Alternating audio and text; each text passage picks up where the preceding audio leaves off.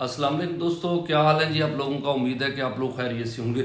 آپ دوستوں کے ساتھ ڈسکس کرنا ہے کہ آقا نامدار حضرت محمد عربی صلی اللہ علیہ وآلہ وسلم نے جب ہجرت کی تھی تو آپ صلی اللہ علیہ وسلم نے 622 میں ہجرت کی ہے۔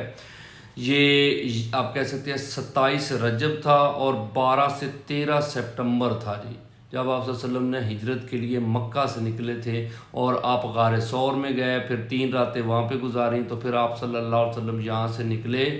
اور یکم ربیع الاول کو آپ غار ثور سے نکلتے ہیں اور 8 ربیع الاول کو آپ صلی اللہ علیہ وسلم پہنچتے ہیں قباء، اور قباء سے آپ صلی اللہ علیہ وسلم 12 ربیع الاول کو آپ صلی اللہ علیہ وسلم نے مدینہ میں انٹری ڈالی تھی۔ تو آپ صلی اللہ علیہ وسلم کی ہجرت تو اس طرح ہوئی، لیکن آپ کی ہجرت سے پہلے ایک واقعہ پیش آیا کہ حضرت ابو سلمہ مخزومی جو ہے نا جی،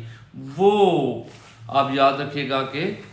پہلے ہجرت کرتے ہیں۔ سب سے پہلے جنہوں نے مدینہ میں ہجرت کی تھی وہ حضرت ابو سلمہ مخزومی ہیں جی۔ ان کا پورا نام ابو سلمہ عبداللہ بن عبد الاسد ہے جی، بنو مخزوم سے ان کا تعلق ہے۔ انہوں نے جب ہجرت کی، آپ یاد رکھیے گا کہ انہوں نے پہلے ابشہ میں بھی ہجرت کی تھی، اور وہاں سے جلا وطنی کاٹنے کے بعد جب دوبارہ مکہ آئے تو ان کو یہاں پہ جو ہے کہ مکہ میں وہ امن نہیں ملا، تو ان کو لگا کہ مجھے مدینے چلے جانا چاہیے، کیونکہ وہاں پہ کافی سارے مسلمان قبیلے جو ہیں نا وہ مطلب لوگ مسلمان ہو چکے ہیں، تو اس وجہ سے انہوں نے ارادہ کیا مدینہ جانے کا۔ تو حضرت ام سلمہ سے روایت ہے کہ وہ کہتی ہیں کہ فرماتی ہیں کہ اپنی دادی کا قصہ سناتی ہیں کہ ام سلمہ فرما رہی ہیں کہ میرے شوہر نے جب ارادہ کیا کہ مجھے یہاں سے جانا چاہیے، یعنی مدینہ کا عزم کر لیا، تو انہوں نے اونٹنی کو جو ہے وہ تیار کیا اور مجھے اس پہ سوار کیا، اور میں نے اپنے بیٹے سلمہ کو بھی ساتھ بٹھا لیا۔ تو جیسے ہی ہم مکہ سے نکلنے لگے تو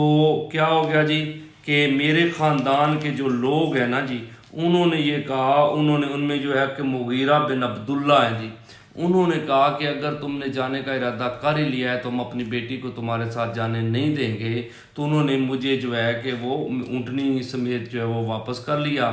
تو جب ابو سلمہ کے خاندان کو پتہ چلا کہ انہوں نے یہ کیا ہے تو انہوں نے ہم سے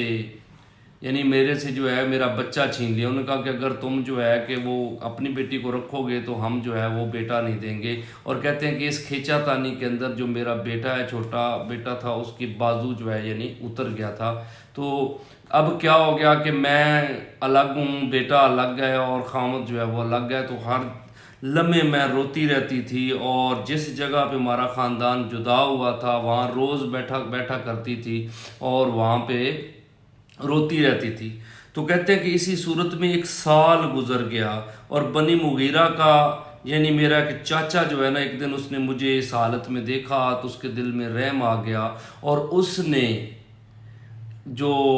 ہے بنی مغیرہ کے یعنی کہ میرے خاندان کو آ کے ناراض ہوا کہ تم نے اپنی ضد میں آ کے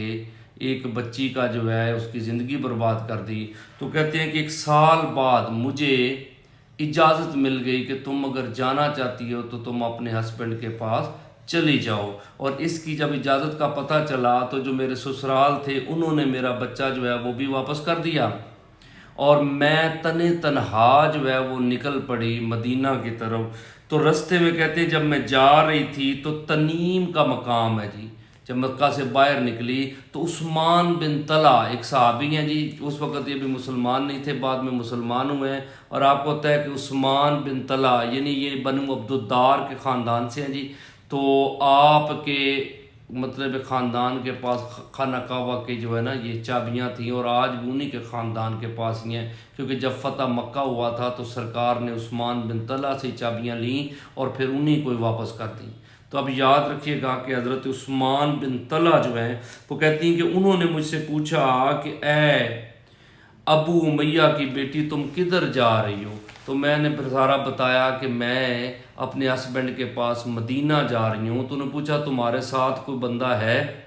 تو کہتی ہیں کہ نہیں، خدا کی قسم میرے ساتھ تو صرف میرا یہ بیٹا اور یہ اونٹنی کے سوا کوئی بھی میرے ساتھ نہیں۔ تو وہ کہتے ہیں جی میں تمہیں تنہا اس طرح نہیں جانے دوں گا، اور میرے اونٹ کی نکیل پکڑ لی، اور فرماتی ہیں کہ باخدا میں نے آج تک ایسا کریم النفس شخص نہیں دیکھا جب وہ پڑاؤ پہنچتا یعنی جہاں پہ ہم سٹے کرتے تو اونٹ کو بٹھاتا اور وہ پھر دور کھڑا ہو جاتا جی. جب اونٹ سے اتر جاتی تو اونٹ کو پکڑ کے لے جاتا اور اس سے پلان اتارتا، اسے باندھ دیتا، پھر کہیں دور درخت کے نیچے جا کے سو جاتا جی.